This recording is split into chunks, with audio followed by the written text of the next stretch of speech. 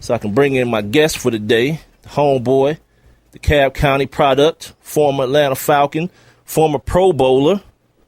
His name is Terance Mathis, y'all. Yeah. Terance, what up, man? Hey, man. How you doing? Good, brother. I was telling the people before you came on, man, that like you've kind of been a part of my radio journey, and I don't think you even know it. Like every stop that I've made in my radio career, except for one, you and I have had some sort of interaction. I'm not a very memorable guy, so I know you don't remember me, but I do. There was one thing that you told me that stuck with me. In I think 02 or 03, you were doing you had a watch line or something, and we did an event for you at Shout here in Atlanta. Yeah. Yeah, and I was talking to you, Andre Rison, and Ray Buchanan about, y'all continuing your playing careers. And you told me something that I did not know. When I said, man, you gonna keep playing? He was like, you said they can't afford me. And I was like, wait, hold on. How much money Terance Mathis want? And you was like, no, because of how many years I've been in the league, my salary has to be at this certain level. So for that money, they feel like they can go get a younger guy that could, do more at that price point. And I never forgot that. And I think most people don't realize that when they start talking about guys like here in Atlanta, right? Just recently, right. Devin Hester just got shown the door. Right. Roddy White got shown the door a few months ago.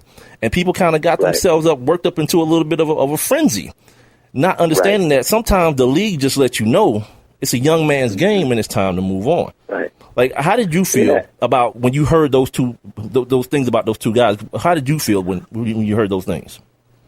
First of all, that is a true story. You telling the truth. That means we did have an interaction because no doubt that is definitely the truth. When I heard that, was I surprised? No, because it's happened to me. So,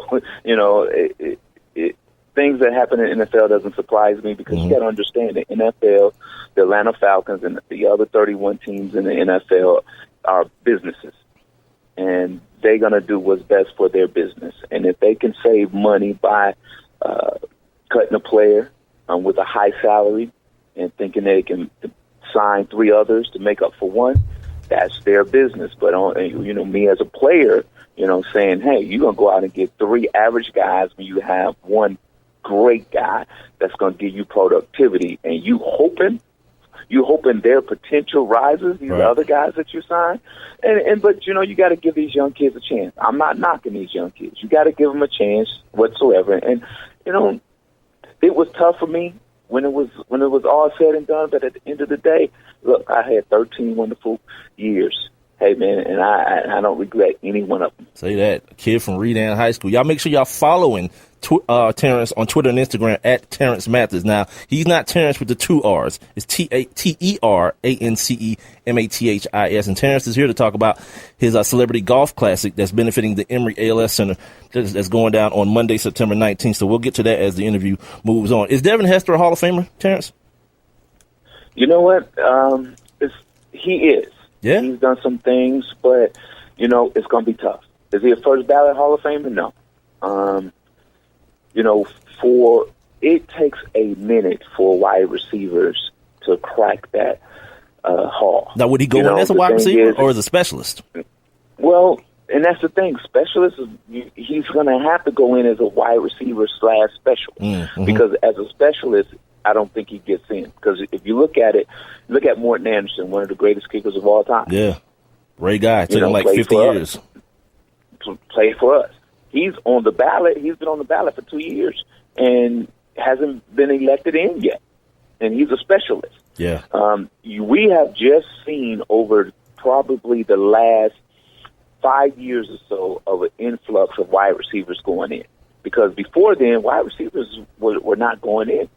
But now that the game has changed, now these writers are starting to look back and say, what these guys did in their time was very, very special.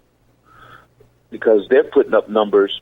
Guys are putting up numbers now that Jerry Rice and Tim Brown, Chris Carter, and Andre Reed put up way before these guys were doing it. But these guys today is getting all the money and getting all the accolades for doing something that's already been done.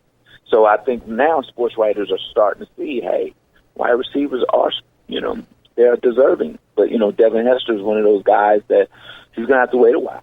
I mean, does he? Yes, he's a return specialist, got all the records whatsoever, touchdowns. But at the same time,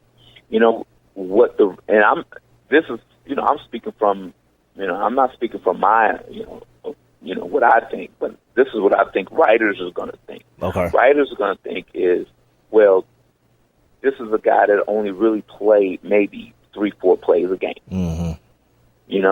At one time he was a starter at Chicago, but he didn't put up gaudy numbers at the wide receiver position. But there's guys who play 60, 70 plays a game for 10 or 12 years. So they're going to say they're more deserving than this guy. And that's the way it goes. Yeah. It's all about, how visible you have been throughout your career.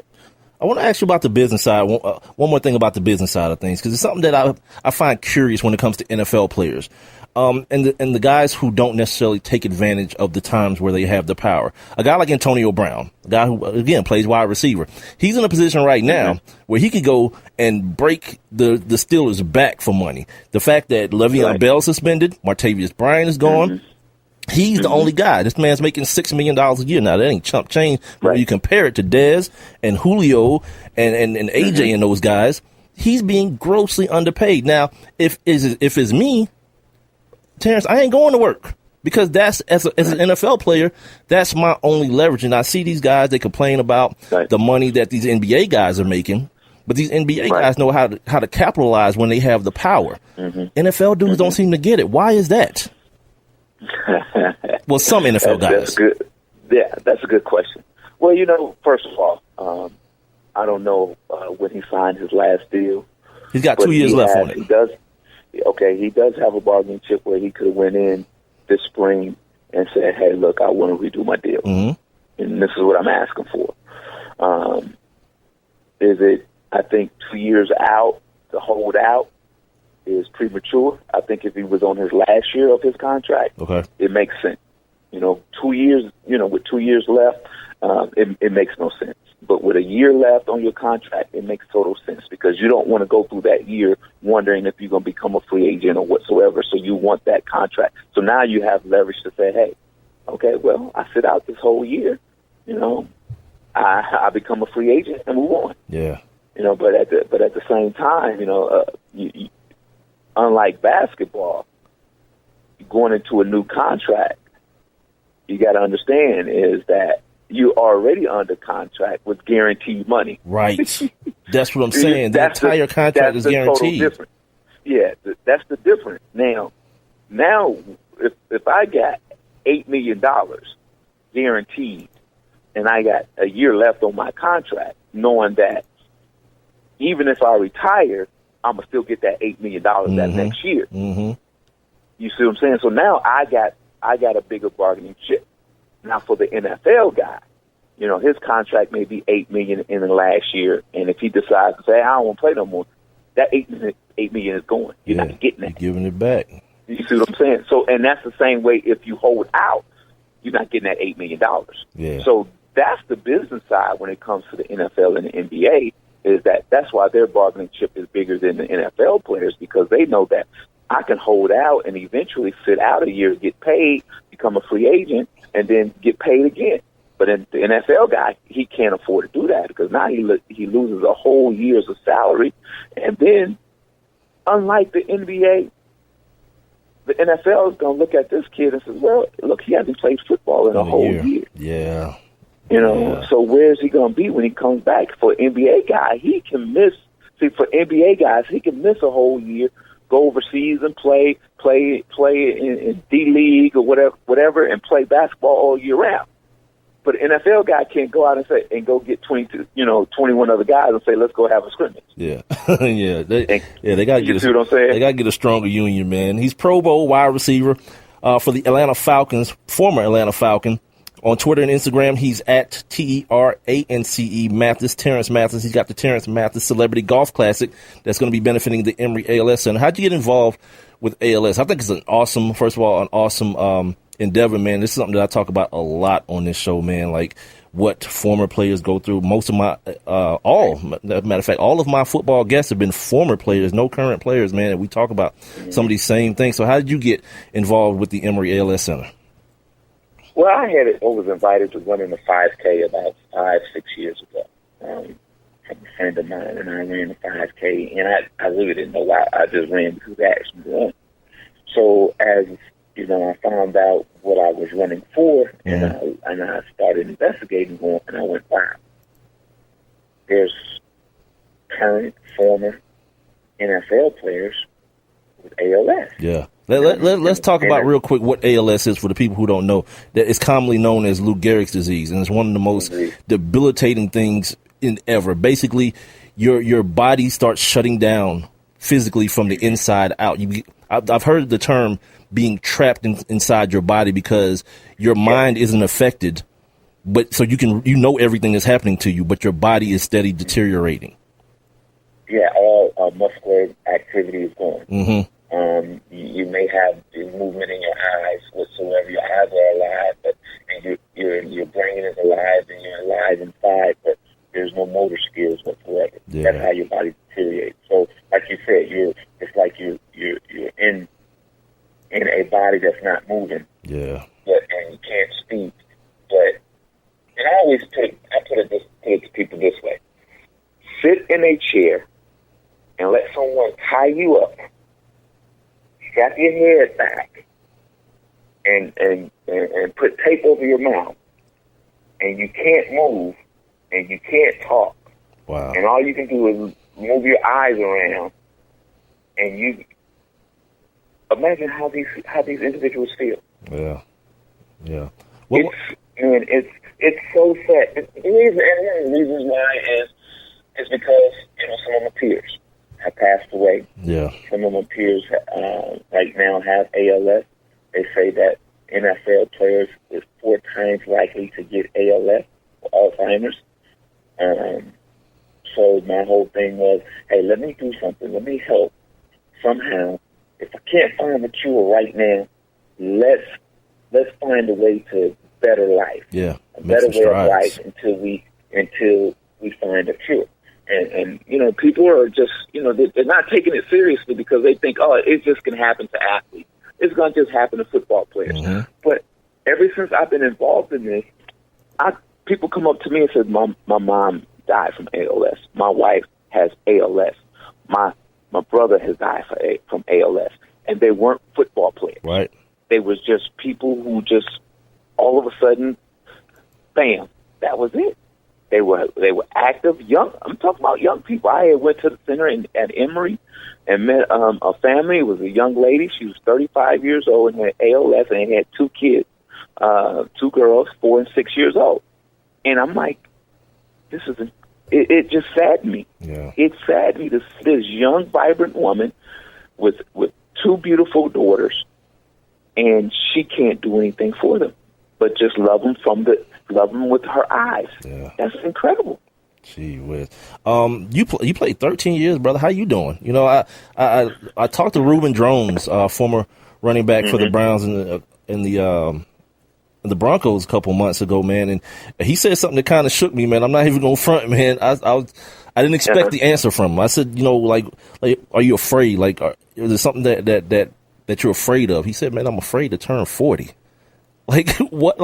Like, what's the next question to that, Terance? Like, dude tells you he's afraid to turn 40 because, like you said, a lot of his peers, a lot of these things, these cognitive things that have happened to people started happening after that point. Like, I'm about to be 40.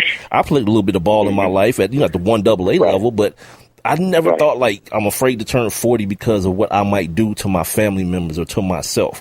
How are you doing, brother? Man, I'm doing great. I turned 49 in June. Good for you. And I'm doing great. I'm still running around, lifting weights, and playing golf, very vibrant, very alert. My whole thing is this, and I've said this a couple times before. I don't have time in my life to be afraid. Yeah. I don't have time in my life to worry about what's going to happen to me. I have a beautiful wife, 2 teenage kids that need me right now. Mm-hmm. They don't need a pitiful, sorry-looking guy walking around wondering what's going to happen to me tomorrow. So I got to live my life to the fullest every day because I know that God has a plan for me and he covers me. So I am doing just fine. Oh, man. And I'm going to be fine.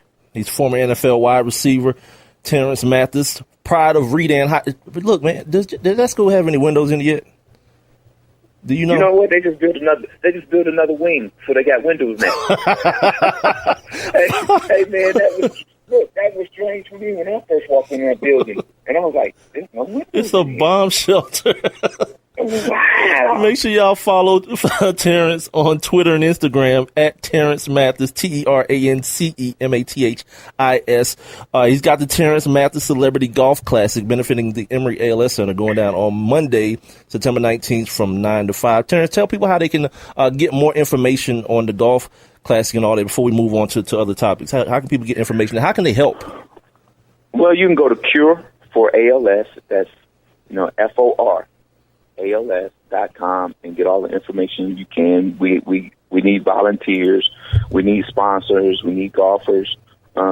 Anything that you can do to help us would be appreciated. It's at St. Marlowe Country Club, right up in Johns Creek. Now, can the Bruz get in? Absolutely. That's what we gotta know. Yeah, you can get in. Okay, you can get in. The celebrity, we have a fantastic celebrity list, man. We have Hall of Famer Chris Dolman will be playing. Yeah. Former Falcons, Jamal Morton Anderson, Cornelius Bennett. We got Cordell Stewart, former Steeler. Okay. We got Ronnie Brown, former running back Auburn and Miami and San Diego. Got Greg Lloyd, former Pittsburgh Steeler. We got Randall Godfrey, former Georgia player and Dallas Cowboy. We even got non-football players. Ernest Cat Miller. You know who Ernest Cat Miller is? Tell me who Ernest Cat Miller is. But you don't know. You're not we live here in the South, man. You're not a wrestling fan. If you talking about like the old like WCW wrestling, NWA wrestling, WWE, WWE. Dude. Cat Miller. I stopped looking at wrestling Cat Miller. In the 90s. Yeah, Cat Miller. Man, we have a great list. Right now I got Tommy Ford from Martin. Martin. Yeah, Tommy. No job, Tommy. I got him on. Yeah, no job, Tommy. I got him on the hook right now. I think I'm a reel him in. Ray Buchanan, Sterling Sharp. Dude, we got an all-star list, man, and it's probably one of the best celebrity golf tournaments, in the area. Oh man, by far. I'm gonna have Renee get that volunteer information, man. I might have to come help out, man. While we're talking about all this stuff, and I'm talking about Reuben Jones, there's a lot going on in the NFL as far as like the stuff with the head injuries, all the information that's going on. You mentioned your two kids. Your boy, he's playing ball. He's following in Dad's footsteps, man. Like, what's the conversations like in the Mathis house as far as the football stuff with your young son and the things that he's going through and the things that you know now that you didn't know when you were his age playing ball? We don't talk about that. We don't talk about the injuries. We don't talk about concussions. We don't talk about that. One thing that I don't want my son to do is have fear when he goes out on the football field. Yeah. One thing my son does know when he gets out on the football field is how to properly play football, because he's been taught from an early age. He knows how to tackle with his head up and in the right place. He knows these things. So, and I can't worry about what may happen to him. The thing is that, he loves the sport. He loves to play and has a passion for it. And you hear a lot of ex-players say, I'm never going to let my son play. For what I know now, that's your opinion. I can't knock you for the way you feel, but for me, growing up, that was a way to get out. Yeah. To get out the hood. Same here. To make things good for your family. Yeah. You see what I'm saying? My son doesn't need that, but he has aspirations, and he wants to play college football. He wants to go on and play professional football, and he has a passion for that. And I'm not going to stand in the way of his dreams because of my fear. You know what I think too, and the good part about you doing what you did to get to the place in life that you're in for your son, he has choices. Like I don't know if you heard David Robinson's son, who was playing at Notre Dame. He got banged up a couple times with the concussions. But the thing is, first of all, his dad is David Robinson. Second of all, he's a student body president. He's a real smart kid. Right. So he made a decision on himself as an adult to say, you know what? I'm going to go a different route than continuing to play football and continuing to, to bang my head up. So I want to ask you about that, about the early retirements we're seeing now in the NFL. Guys, prior to 30 years old, kind of taking that information and saying, you know what? I've made this money, Calvin Johnson. I got my money. Let me go ahead and start enjoying life instead of continuing to, ram my head into the wall. What do you think about that kind of stuff? Well, I think Calvin Johnson is a unique situation because he was the Detroit Lions, and his body is beat up. Yeah. And I can understand him waking up in the morning and says, is it worth it, me doing all this physical therapy and getting ready? Because people don't understand the grind it takes to play professional football. Absolutely. And to get ready to go to training camp, not to be in training camp, to get ready to go to training camp. Because training camp is grueling by itself.